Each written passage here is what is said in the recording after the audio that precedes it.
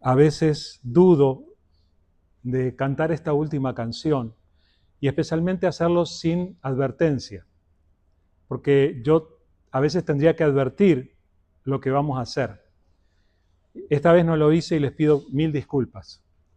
Pero el contenido de esta canción, especialmente el último coro, dice: y mediante el Espíritu Santo proclamamos hoy aquí que pagaremos el precio de ser todos un corazón en Jesús.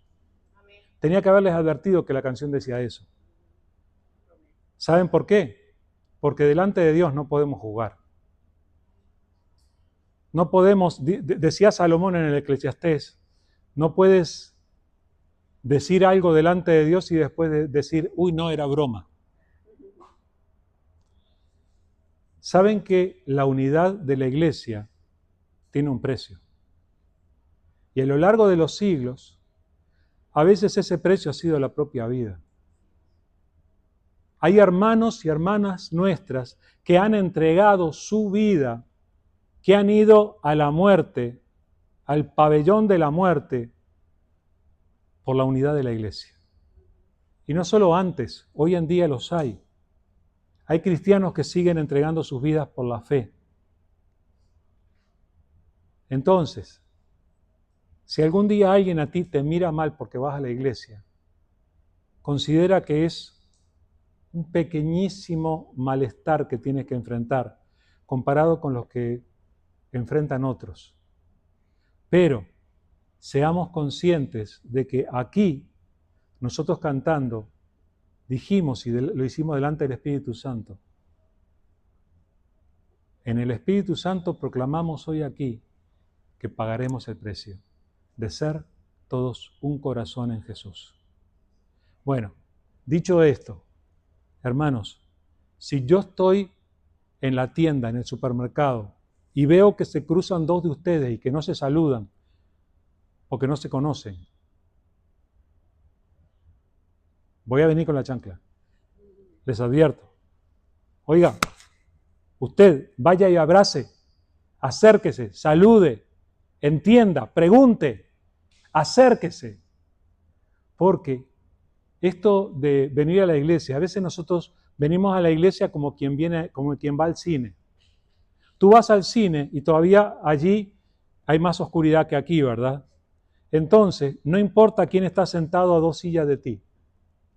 No conoce ni su edad, ni su nombre, ni nada. Te levantas y te vas y si lo viste luego, la iglesia no es el cine. Los de la iglesia somos personas. Yo cuando me entero que el nieto de Yari ha estado con fiebre, yo me comprometo en mi corazón a orar. Porque me tiene que importar. Pero detalles de nuestras vidas, cosas que a nosotros nos cargan o nos preocupan y que tenemos que prestar atención como parte de la iglesia. Ahora, ustedes saben que hay muchísimas personas que no consideran que venir a la iglesia sea muy importante. Porque hay una verdad que ellos dicen, y es que Dios está en todas partes, ¿verdad? Y yo puedo hablar a Dios en el medio del desierto y Dios me va a escuchar. ¿Es así o no es así? Yo puedo estar en la cima de la montaña y puedo hablarle a Dios y Dios me va a escuchar. Eso no es. Puedo estar encerrado en una cueva y Dios me va a escuchar. Perfecto. Es cierto. Pero eso no quita que nosotros seamos iglesia. Cristo Jesús viene a buscar a su iglesia. Entonces, cuando Él venga, yo quiero ser parte de aquello que Él viene a buscar. Y tenemos que ser bien conscientes de esto. Todos queremos lo mejor para nosotros y para nuestra familia y hacemos bien. Pero en cuanto a nuestro bienestar, Jesús hizo algo diferente y especial. Y ustedes saben que hay pasajes de la Biblia que son especiales, como tocan fibras importantes de nuestra vida. En la noche de la Cena del Señor, ¿se acuerdan? El momento en el que Jesús instituye la Cena del Señor con sus discípulos. Era la misma noche en que Él iba a ser arrestado, iba a ser llevado a juicio y iba a terminar siendo crucificado. Bueno, en esa noche Él le habló particularmente a sus discípulos. Disculpen que no es por andar de presumido, pero voy a leer la Biblia. Les quiero compartir esto que pasó en aquella noche en que Jesús iba a ser arrestado, cuando Jesús iba camino al huerto de Getsemaní para orar y luego ser arrestado. Él dijo estas cosas. Estoy leyendo Juan capítulo 13, versículo 31 en adelante. Dice Juan 13, 31 en adelante. Entonces, cuando hubo salido, dijo Jesús: ahora es glorificado el Hijo del Hombre y Dios es glorificado en él.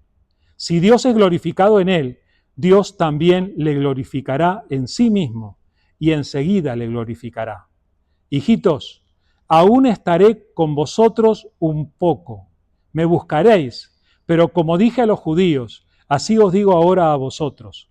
A donde yo voy, vosotros no podéis ir. Un mandamiento nuevo os doy, que os améis unos a otros, como yo os he amado, que también os améis unos a otros. En esto conocerán todos que sois mis discípulos, si tuviereis amor los unos con los otros. Jesús sabía perfectamente lo que estaba pasando en el mundo y en su vida y con sus discípulos. Los discípulos no sabían nada. Acababan de celebrar la Pascua con el Maestro y en la Pascua el Señor dijo estas cosas raras acerca del pan siendo el cuerpo y la copa siendo su sangre y salieron. Jesús sabía que en aquel huerto al que iba le iban a arrestar y ya le iban a separar de sus discípulos.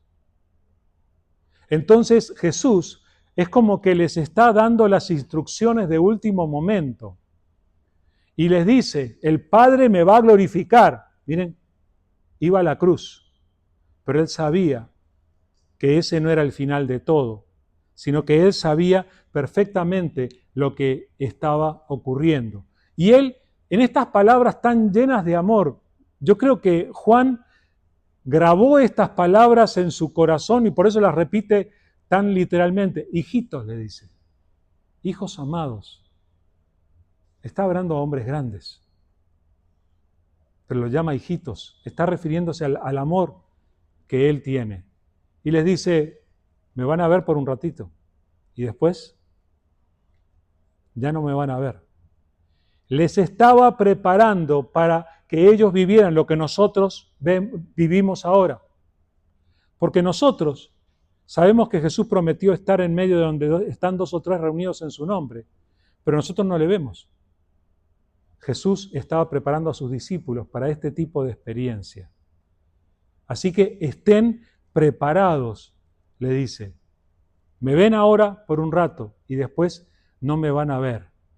Pero en medio de eso, cuando Jesús los está preparando, cuando Jesús está anticipándose a lo que va a pasar con sus discípulos y con el resto de los que creen en Él, Él les da el mandamiento nuevo. Y es interesante que a lo largo del Nuevo Testamento y a lo largo del propio ministerio de Jesús, Jesús no dijo esto una sola vez, sino varias veces. Sin embargo, en aquel momento, casi en el momento en el que les está diciendo: me despido, amigos, les dice: un mandamiento nuevo os doy. ¿Y cuál es el mandamiento nuevo? Ámense, muchachos. Lo decimos en versión Reina Valera y suena un poco más especial. Que os améis los unos a los otros. Pero es que nos amemos, gente. Está hablando de relación. Jesús está llamando a los discípulos a mirarse los unos a los otros para amarse. Ustedes se dieron cuenta que uno no utiliza en demasiadas ocasiones la palabra o la frase te amo. Especialmente en español nosotros decimos te quiero mucho. Y hay veces que nosotros interiormente reconocemos la diferencia entre ese te quiero mucho y el te amo, ¿verdad? Solo unas pocas personas reciben el te amo. Bueno, Jesús nos llamó a amarnos. Y ustedes saben que la Biblia es bien clarita en cuanto a esto. El verbo que Jesús utilizó para decir esto es agape, que es el del amor consagrado, el amor que está dispuesto a pagar el precio, el amor que está dispuesto a sufrir por el otro. La historia del cristianismo está llena de los eventos de aquellos que entregaron sus vidas por la vida de sus hermanos, por amor. Entonces esto no es un juego. O sea, cuando tú crees en Jesús, cuando tú recibes a Jesús como tu Salvador, como el Señor de tu vida, no es solamente una cuestión individual, sino que automáticamente Jesús te coloca en relación con el resto de los que creen en Él. Y te hace parte de esta nueva unidad que es diferente a cualquier otra institución que haya en el mundo. En el mundo hay clubes, en el mundo hay asociaciones, pero no hay nada como esto que hace el Señor en la vida de los que creemos en Él. Nos manda a amarnos unos a otros. Ahora, ¿cómo sucedió esto cuando ellos finalmente se quedaron sin Jesús físicamente?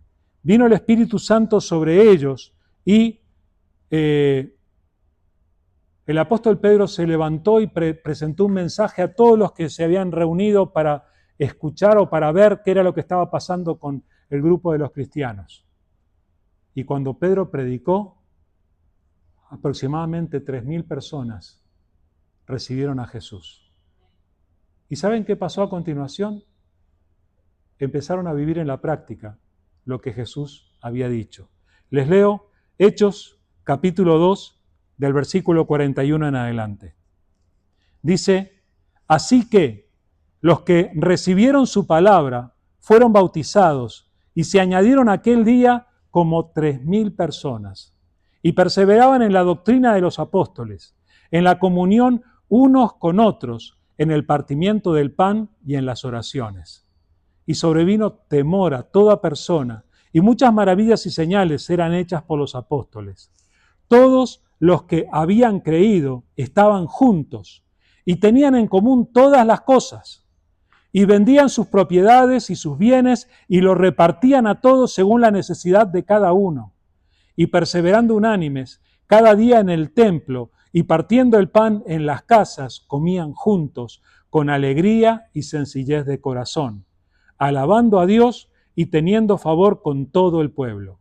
Y el Señor añadía cada día a la iglesia los que habían de ser salvos. Los primeros que escucharon el mensaje de salvación en boca del apóstol Pedro, dijeron, yo quiero que Jesús sea mi Salvador. Unas 3.000 personas ese día creyeron y fueron bautizadas de acuerdo a lo que Jesús dijo en la Gran Comisión, ¿se acuerdan?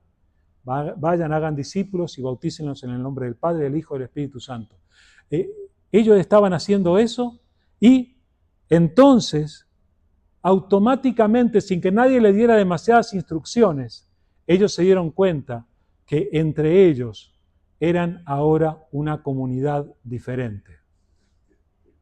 Se dieron cuenta que se pertenecían los unos a los otros. Tendríamos que mandarnos a hacer, hermanos, una camisa que nos pongamos toda la misma, para distinguirnos, que somos del mismo equipo. Ellos lo distinguieron automáticamente y automáticamente empezaron a hacer cosas juntos. Sí, hacían cosas espirituales juntos. Oraban, leían la palabra, escuchaban lo que los apóstoles enseñaban. Sí, hacían todo eso. Pero también hacían cosas comunes y corrientes como sentarse a conversar. ¿Cómo creen que se enteraban de quién tenía una necesidad? Porque hablaban. ¿Y cómo estás? Uy, no, estoy un poco preocupado porque vendían sus propiedades y traían el dinero para que no le faltara a nadie nada. Y además, ¿saben qué hacían juntos? Comían. Se habla de los bautistas, de la iglesia bautista, tiene esta tradición que Puede faltar algo, pero comida no. Que nos llaman comilones. Bueno, estos comían juntos y lo hacían con alegría y con sencillez de corazón. ¿Saben? Muchas veces tenemos que comer juntos, pero no lo hagamos solamente cuando lo tengamos que hacer todos como grupo.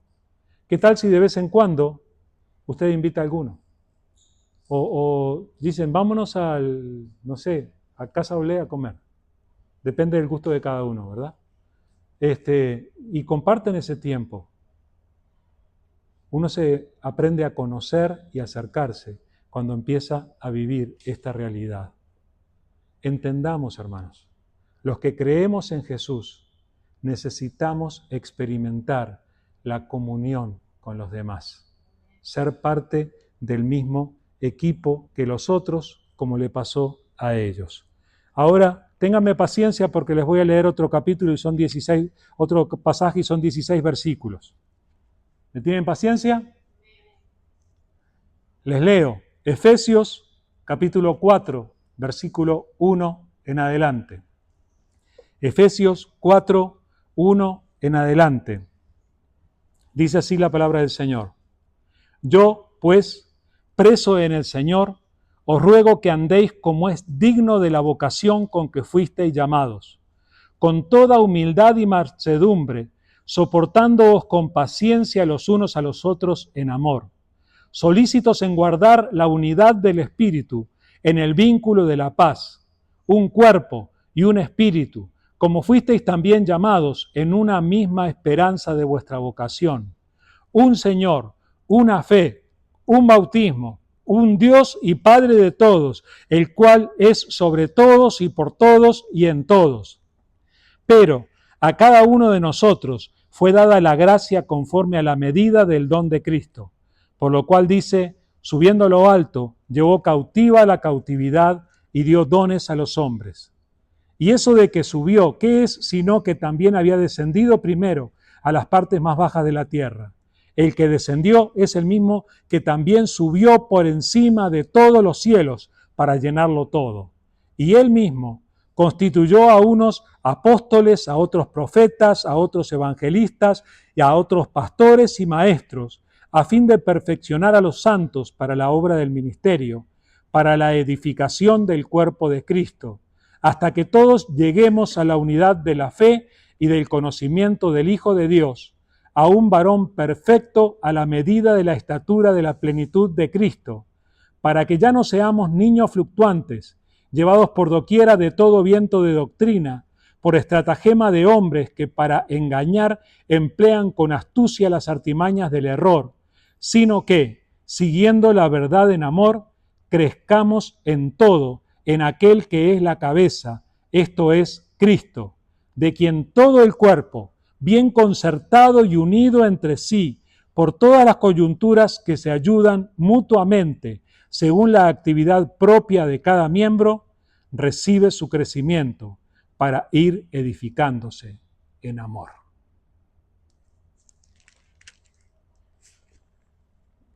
Cuando empezamos a profundizar en la palabra del Señor, tenemos que llegar a darnos cuenta de que abunda en instrucciones que tienen que ver no solamente con el individuo que ha creído, contigo que has creído, sino que tiene que ver con tu familia espiritual, con aquello de lo que eres parte.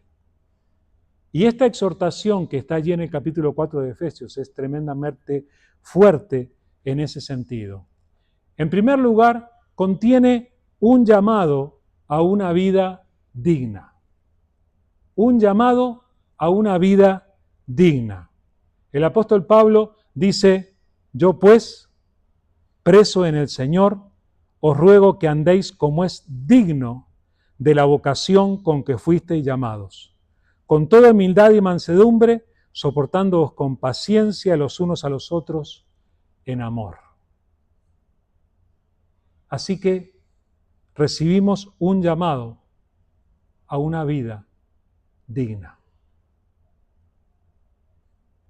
Dice Pablo, les ruego, por favor, les pido que anden como es digno del llamado que recibieron. Hoy en día estamos acostumbrados a ser llamados. Recibimos, ¿sabes que me llamó tal? Bueno, necesitamos ser conscientes que de parte de Dios también hemos recibido un llamado. O sea, llegamos a creer en Jesús como nuestro Salvador y el Señor de nuestras vidas, porque Dios nos llamó para reconciliarnos con Él, para volver a abrazarnos. En Cristo Jesús vimos los brazos extendidos de Dios esperando recibirnos. ¿Se acuerdan de aquella figura de la parábola del hijo pródigo? El hijo que llega y el padre que corre y lo abraza. Eso es lo que Dios a nosotros nos ha dado en Cristo Jesús. Pero luego, lo que Pablo está diciendo es que tenemos que vivir de una manera digna de este llamado que hemos recibido de Dios. ¿Y cómo se vive? Dignamente. Y aparecen estas palabras interesantes. Tenemos que ser humildes. Saben que en el mundo hay veces que el concepto de la humildad es mal entendido. Y ser humilde es que te dejas pisotear por los demás. Y Jesús no se refiere a eso. Jesús dice que renunciemos a nuestra soberbia, que renunciemos a nuestra altivez y que empecemos a reconocer lo pequeñitos que somos. Que empecemos a reconocer lo poco que sabemos, lo poco que entendemos y que aceptemos que Dios es el que nos da valor. Entonces, con toda humildad, y ustedes se dan cuenta que estas palabras de Pablo, dice, les ruego que vivan como es digno del llamado de Dios, pero luego habla de palabras que son todas relacionales, que tienen que ver con nuestro trato con los demás. La humildad tú la manifiestas cuando tratas con otros. La soberbia se nota cuando tratamos con otros, ¿verdad? Tenemos que ser humildes, somos llamados a ser humildes. Y luego dice, humildad y mansedumbre. Hay veces que no responder a una palabra ofensiva del otro no es ser menos. Cuando estamos en el mundo y en nuestra carne reacciona automáticamente. Que la llamen nomás. Y sale el tigre de dentro. Y cuando alguien nos dice algo ofensivo, nosotros, la mansedumbre es saber callarse. Es saber contener la carne y no responder. Mansedumbre. Pero luego dice esta cosa bien interesante. Soportándoos con paciencia los unos a los otros. Esto es para decirles, hermanos, si yo les caigo gordo, aguanten, resistan. Escuchen, cada uno de nosotros tiene sus días buenos y sus días malos. Hay días que nos levantamos de buen humor, hay días que nos levantamos de mal humor. Hay días que tenemos calor y días que tenemos frío. Y hay veces que eso se manifiesta en nuestro trato con los demás. Y, ay no, aquel hoy no me saludó bien. Y hay veces que eso nos alcanza para establecer la pared de distancia. La palabra dice, soportándoos con paciencia los unos a los otros. Sí se aplica al matrimonio también. Sí, Señor. En todos los ámbitos, pero especialmente lo que tiene que ver con la iglesia del Señor. Allí cuando dice los unos a los otros, se refiere a estos que están aquí. Así que tómate el trabajo de dejar de mirarme a mí por un momento y mira alrededor. Se refiere a estos que están aquí, que son tu familia espiritual. Tenemos que soportarnos los unos a los otros, en amor, que es lo que nos dice la palabra. Luego, el pasaje sigue y nos llama a priorizar la unidad. Prioricemos la unidad. Necesitamos poner como una cosa importante en nuestras vidas la unidad. La canción que cantamos decía, y si las tinieblas militan y nos quieren separar, con nuestros ojos en Cristo, marchamos a la unidad. Bueno, pues ¿saben qué? Las tinieblas sí militan y nos quieren separar. Y el enemigo va a intentar ponerte razones para que tú te separes de todos estos otros. Pues no. Dice que tenemos que ser solícitos en guardar la unidad del Espíritu en el vínculo de la paz. Solícitos quiere decir que tiene que ser algo que nos importa, que tiene que ser algo en lo que somos activos. ¿Saben cuál es nuestra versión más común de la unidad de la iglesia? Decir, yo no me llevo mal con nadie, yo no tengo problemas con nadie. Conozco muchas personas así que ni siquiera conocen el nombre de los otros. No tienen problemas con nadie, claro, nunca se acercaron lo suficiente como para tener problemas. Nunca nos vamos a pisar el pie el uno al otro si no estamos tan cerca. Necesitamos acercarnos. Pero al mismo tiempo necesitamos ser celosos en cuidar la unidad. Hermanos, hay veces que los pastores o los líderes no nos enteramos de las conversaciones que hay a veces entre ustedes. Cuando ustedes noten algún pequeño peligro de que la unidad se rompa, tienen que estar activos para luchar por la unidad de la iglesia. Todos tenemos que ser solícitos en guardar la unidad del Espíritu en el vínculo de la paz. Más que nada, siendo que tenemos mucho en común. Eso es lo que nos dice este pasaje. Tenemos mucho en común.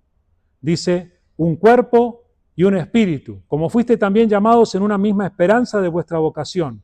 Un Señor, una fe, un bautismo, un Dios y Padre de todos, el cual es sobre todos y por todos y en todos. Son muchas las cosas que los hijos de Dios tenemos en común. Escuchen, entre nosotros hay algunos que tienen cabello y otros que no tanto. Hay algunos que tienen la piel más clara que los otros. Hay algunos que hablan fluidamente el mexicano y hasta catrachos tenemos. Hay de todo. Tenemos diferente formación cultural, diferente educación, pero si hemos creído en Cristo Jesús, tenemos un cuerpo, un espíritu, una misma esperanza, un Señor, una fe, un bautismo, un Dios y Padre de todos. Miras al que está junto a ti y si creyó en Jesús, tiene todo eso igual que tú lo tienes. Saben, yo le doy gracias todos los días al Padre por el Espíritu suyo que obra en nosotros. Le doy gracias al Padre por la esperanza que nos ha dado. Son cosas que nosotros disfrutamos personalmente, pero las tenemos todos los que hemos creído en Jesús. Estas son más y más razones para unirnos y estar unidos en Él, porque tenemos muchas cosas en común. Ahora, al mismo tiempo, Dios nos ha hecho diferentes conforme a su propósito. O sea, nos dio muchas cosas en común. Sin embargo, dentro de la iglesia tenemos que celebrar también la diversidad. Somos diferentes porque Dios tiene un propósito. Dice del versículo 7 en adelante, dice, pero a cada uno de nosotros le fue dada la gracia conforme a la medida del don de Cristo. Por lo cual dice, subiendo a lo alto, llevó cautiva la cautividad y dio dones a los hombres. Y eso de que subió, ¿qué es? Sino que también había descendido primero a las partes más bajas de la tierra. El que descendió es el mismo que también subió por encima de todos los cielos para llenarlo todo. Jesús bajó hasta lo más bajo y subió hasta lo más alto y lo llena todo y tiene toda la autoridad, pero en medio de eso, Él repartió la gracia entre aquellos que creen en Él. Entonces, dice a cada uno de nosotros, aunque tenemos todo eso en común, un Dios y Padre, una esperanza, el mismo Espíritu, lo tenemos en común, es el mismo Espíritu que obra en cada uno de nosotros. Sin embargo, muchas veces se va a manifestar en cada uno de una manera diferente.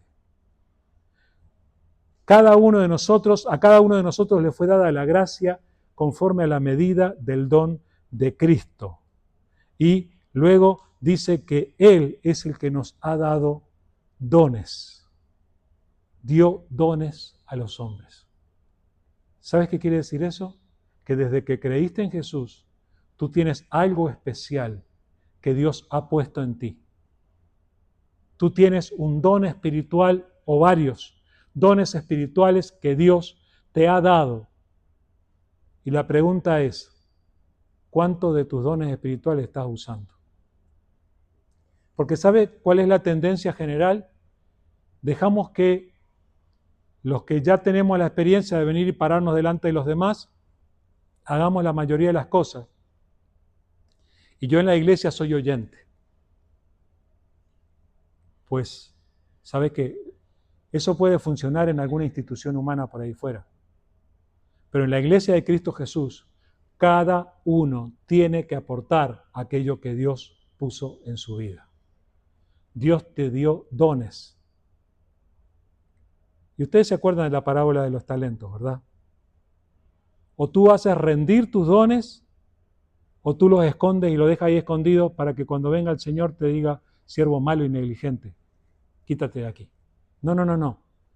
Necesitamos poner en práctica, por amor a la iglesia y a la obra de Dios, necesitamos poner en práctica los dones que Él nos ha dado. O sea, lo que yo espero que tú hagas en este momento es que reconozcas, yo tengo un don. A ver, dilo. ¿En serio? ¿Dios lo dijo? Ahora, hay veces que nosotros vivimos un proceso hasta reconocer cuál es nuestro don, cuál es el área donde Dios quiere que trabajemos, y está bien, es parte de nuestra vida espiritual y de nuestro crecimiento. Pero tenemos que empezar a reconocer que cada uno de nosotros recibió de Dios algo por medio de lo que Él quiere usarnos para llevar a cabo su plan en medio de la iglesia. Bueno, ahora, con todo eso, Dios no deja a la iglesia librada a lo que a nosotros se nos toque hacer. Dios ordena la iglesia. Dios ordena la iglesia. Dice, y Él mismo constituyó a unos apóstoles, a otros profetas, a otros evangelistas, a otros pastores y maestros, a fin de perfeccionar a los santos para la obra del ministerio, para la edificación del cuerpo de Cristo, hasta que todos lleguemos a la unidad de la fe y del conocimiento del Hijo de Dios, a un varón perfecto a la medida de la estatura de la plenitud de Cristo. Dios establece a esos que nosotros reconocemos como líderes en la iglesia. Aquí habla de algunos dones espirituales y ministerios que ejercen cierto liderazgo. Los que menciona son apóstoles, profetas, evangelistas, pastores y maestros. Son los que nosotros reconocemos como líderes. Ahora, lo interesante es que cuando describe lo que ellos hacen, dice que se dedican a perfeccionar a los santos. Y los santos no son los cuadros que colgamos en la pared, ¿verdad? Los santos son ustedes. A perfeccionar a los santos para la obra del ministerio. O sea, ¿cuán equivocados estamos nosotros cuando pensamos que la obra del ministerio la hacen los 2 o 3 que se paran adelante? La obra del ministerio la hacen los santos. Y los que enseñan, los que predican, lo que hacen es ayudar a perfeccionar, a capacitar a todos los demás para que entre todos hagamos la obra de Dios, hagamos la obra del ministerio. Y la obra del ministerio tiene la meta de que todos crezcamos hasta que el mismo Cristo Jesús que se paseó por Medio Oriente al principio, se pasee por el sureste de Texas hoy en día. Que puedan decir, Cristo está acá, Cristo está hablando, Cristo está obrando. Cristo quiere manifestarse en nuestra comunidad. Entonces necesitamos todos nosotros dejarnos capacitar para ejercer la obra del ministerio. O sea, esto de calentar la silla, venir, sentarte y eso es todo lo que hiciste en la iglesia, se terminó. La palabra del Señor nos acaba de sacar de eso. Ahora, dentro de todo eso, debemos estar listos para defendernos del engaño. Debemos defendernos del engaño. Dice, para que ya no seamos niños fluctuantes, llevados por doquiera de todo viento de doctrina, por estratagema de hombres que para engañar emplean con astucia las artimañas del error, sino que, siguiendo la verdad en amor, crezcamos en todo en aquel que es la cabeza, esto es, Cristo. ¿Saben qué pasa cuando no nos unimos como iglesia? Cuando no ministramos a los demás, no servimos conforme a las capacidades que Dios nos da, nos dejamos llevar por la nariz por cualquier maestrito que anda por ahí y somos engañados. Hay personas que dicen, ¿para qué necesito ir a la iglesia? Yo pongo YouTube y encuentro cuánto predicador y maestro hay y enseñan y qué mensaje que escuché.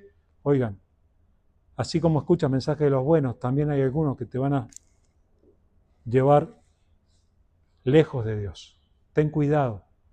Pero necesitamos a la iglesia, porque si no, vamos a ser niños fluctuantes, vamos a ser inestables y vamos a ser soplados por los vientos de doctrina y alejados de Dios. Y acá habla de gente malintencionada, que no lo hacen sin saber, que lo hacen justamente para engañar, utilizan las artimañas del error para engañar. Y tenemos que estar advertidos de ellos. Y por eso necesitamos ser la iglesia y vivir como ella. Así que lo que tenemos que hacer es crecer sirviéndonos los unos a los otros. Crezcamos sirviéndonos los unos a los otros. Referente a Jesús, de quien todo el cuerpo, bien concertado y unido entre sí, por todas las coyunturas que se ayudan mutuamente, según la actividad propia de cada miembro, recibe su crecimiento para ir edificándose en amor. Esta es la descripción de tu iglesia. Necesitamos ocupar. ¿Sabes qué somos? Tal vez somos coyunturas. ¿Pero qué dice de las coyunturas? Se ayudan las unas a las otras. Se ayudan mutuamente. Dice que cada miembro tiene su actividad propia. Yo hasta ahora no he logrado que mis dedos hagan lo que solamente pueden hacer mis dientes. Lo mismo pasa en la iglesia. Hay cosas que tú no puedes esperar que haga otro cuando Dios te llamó a ti, cuando Dios te capacitó a ti para que lo hagas. Necesitamos estar listos para hacer lo que Dios quiere que hagamos. Cada uno de nosotros tiene una actividad propia y tenemos que apuntar al crecimiento. Y esto del crecimiento, hermanos, no es que como el crecimiento físico, ¿verdad? Tenemos la etapa del crecimiento y luego ya, terminamos. Por favor, que el güero no siga creciendo porque ya superó. Pero tenemos una etapa de crecimiento y llegamos hasta allí. Hay algunos que quisieran, pero ya no pueden, ya está, terminó. Pero el crecimiento en Cristo Jesús nos lleva el resto de la vida y no se termina. Hermanos, yo conocí al Señor cuando tenía 15 años. Ya tengo 17 y sigo creciendo. Bueno, un poco más. Hace varios años que camino con el Señor y todavía necesito crecer. Eso quiere decir que no importa cuántos mensajes hayas escuchado, que no importa cuántos versículos te conozcas de memoria y cuántas canciones puedas cantar sin mirar la letra, todavía necesitas crecer. todavía necesitas crecer en el Señor. Pero para eso necesitamos unirnos e ir edificándonos juntos en amor, que es lo que nos dice la palabra. Seamos coyunturas que te ayudan mutuamente. Así que somos llamados, hermanos, a experimentar ese amor al que Jesús llamó el nuevo mandamiento. Amémonos unos a otros. Vivamos lo que vivió aquella primera iglesia que empezó hace tantos años y seamos ese cuerpo que se edifica mutuamente para tener el crecimiento que Dios quiere. Dios te quiere usar a ti. Quiere usarte y los demás te necesitamos. Así que por favor, seamos responsables y hagamos lo que tenemos que hacer para honrar al Señor y para bendecir a la iglesia del Señor. Vamos a orar. Amado Padre, queremos darte las gracias porque la iglesia es tu idea, Señor. Fuiste tú el que quiso que estuviéramos juntos.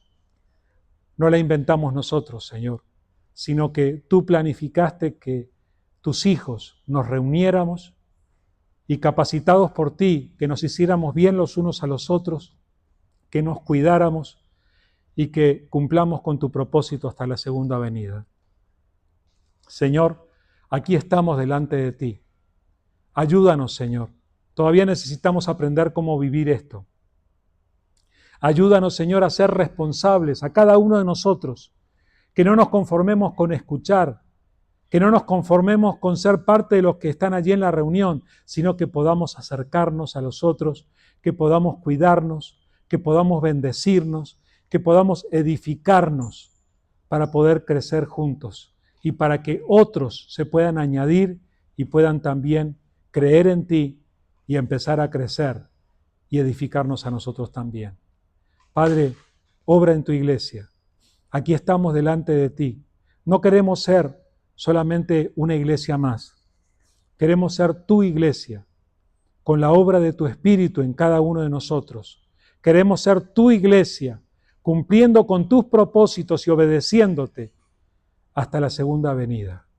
Señor, aquí estamos delante de ti y Padre, queremos dejar que tú obres en nosotros. Gracias por los dones que le has dado a cada uno de mis hermanos y hermanas.